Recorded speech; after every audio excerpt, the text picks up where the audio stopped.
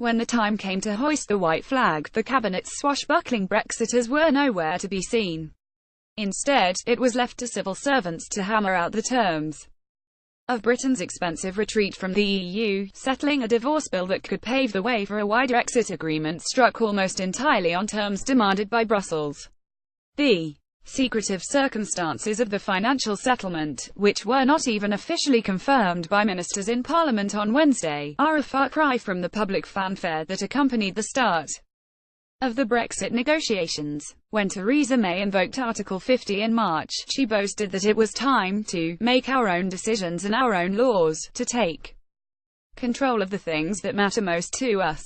As the formal talks ground on in the sterile surroundings of the Berlaymont building, the headquarters of the European Commission, it became clear that it was Brussels bureaucrats who still called the shots, to the point of vetoing attempts to vary the venue on British turf occasionally.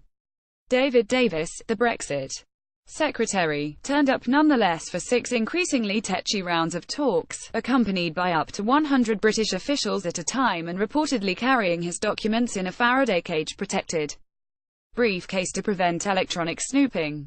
After the final such encounter, which shrunk from a week to a matter of hours, the EU's chief negotiator, Michel Barnier, called time and declared that the UK had a fortnight to settle its debts or would miss any chance to give British business some breathing room with a transitional deal.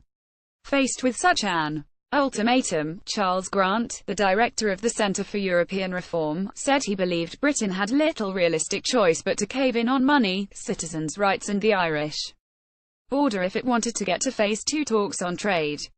It is dressed up as a negotiation, but it's really been a story of the British taking time to realise that they have got to accept what the EU demands of them, he said. The EU is intelligent enough not to pursue this in a humiliating way, but the truth is that we have to accept. The final breakthrough did not come via another Davis and Barnier set piece at the Berlaymont. The final 2 rounds of talks, expected before a European Council meeting in December, have not been scheduled.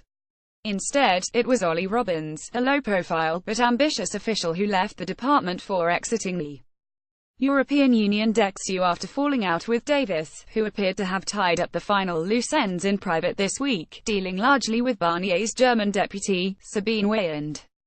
The two have been meeting behind the scenes for months and were formally tasked with leading parallel talks on Ireland, but it was since Robbins moved back to the cabinet office that he has been seen in Brussels as a more reliable channel to the Prime Minister. One British official said Robbins and a small team of negotiators who report directly to him have been able to straddle number 10 and DEXU, avoiding some of the political tensions that hampered ministerial-level talks. Meanwhile, the Prime Minister prepared the ground among her Brexit hardliners in government, first at a subcommittee of the cabinet last week and then a meeting of the full cabinet on Monday. If the final loose ends can be tied up by Robbins and Weyand on Ireland and the role of the European Court of Justice (ECJ) in protecting citizens' rights, May is expected to present Britain's final offer in person to the European Commission President, Jean-Claude Juncker, next Monday. Another source close to the process said, Davis is less important than he was and the move of Robbins was symptomatic of number 10 being much more in control. Brussels is happy about that. They didn't have a high regard for Davis. They didn't think he was a very serious figure, so the fact of his sidelining has gone down well. British officials have got their act together and understand what needs to be done, and it's a question of how quickly or not they can drag their political masters along with them. Despite this, Davis maintains a visible presence, sitting confidently on the government front bench during Prime Minister's questions on Wednesday, and his continued leadership of DEXU will be vital in persuading Brexit enthusiasts that May has not sold out in pursuit of a deal at any cost. Others blame the Prime Minister for setting an impossible challenge for the Brexit Secretary. Speeches at Lancaster House and the 2016 Conservative Party conference, drafted by her former advisor, Nick Timothy, drew restrictive red lines on issues such as the ECJ that made compromise all but impossible. Britain's former EU ambassador Sir Ivan Rogers is one of a number of senior officials openly questioning whether May rushed into triggering Article 50 and criticising her predecessor David Cameron. Grant said, the final outcome was predetermined by Britain's red lines. Departing the EU has turned out to be very much like accession. It's called a negotiation, but that is a way of trying to be polite. The truth is, if you want to join, you join on their terms.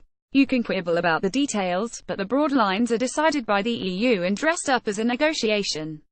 Similarly, when you leave the EU, once you declare your red lines, the ECJ and free movement being two important ones, then the range of opportunities for the future relationship are very limited. Liz Truss, the Chief Secretary to the Treasury, told MPs on Wednesday it was not in national interest to comment on speculation about a deal, but insisted that whatever happens, we are not going to be paying anything like what we would have been as an EU member.